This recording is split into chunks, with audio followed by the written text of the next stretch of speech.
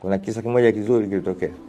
Alipokufa Imam Shafi, watu katika kufungua rahmatullahi ta'ala alayhi, katika wasia wakakuta kaandika kila mtu na kazi yake. Mimi nikifa fulani afanya hili, mimi nikifa fulani afanya hiki. Wasia basi kwa bahati ameandika mpaka nani wa kumuosha. Walivyosoma mtu mwenyewe wa kuosha Chalamila, gavana, mtu anaoshughulika na serikali na nini, yani hana mambo ya kuswali wala diti. Pale mashehe kaza, sasa jambo kuosha sio jambo muhimu kweli kweli,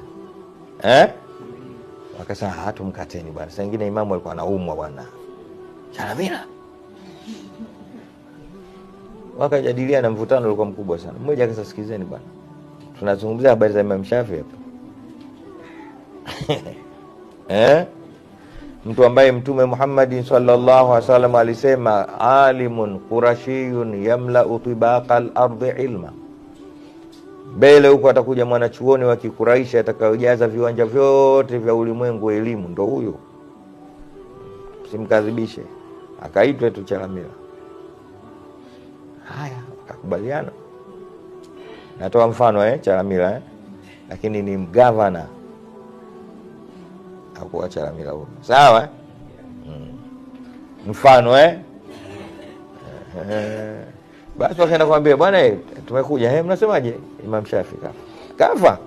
Inna lillahi wa inna ilaihi raji'un. Haya, kwa hiyo kumbe bwana eti wameanza na eti wamtishi yule. Alivyoambiwa kaniandika mimi ndio kumuosha, tangulia ninakuja, lete koti, leta koti, lete farasi wangu, kampanda. Wale wametangulia kule, wanaona kituko, mtu anakuja kuosha.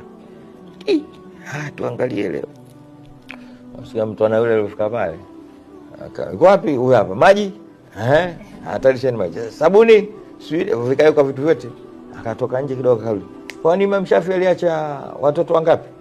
Kaambia ameacha watoto kadhaa. Sasa wote maisha yao kuanzia sasa leo wake kadhaa, wote eda zao na maisha yao mpaka atakapoolewa atakufa. Mimi madrasa hapa ilikuwa na wanafunzi wangapi? Kina Saidi hawa walikuwa 75, wote nani alikuwa anamdai Imam Shafi? Wakatokea madarushi, mimi na mimi wote. Akasema vitu vyote hivyo mtakuja ofisini mtamaliza vizuri kabisa. Endeleeni sasa. Huko ndo kuosha alikuwa kusudia imamu, nyeti ni maji.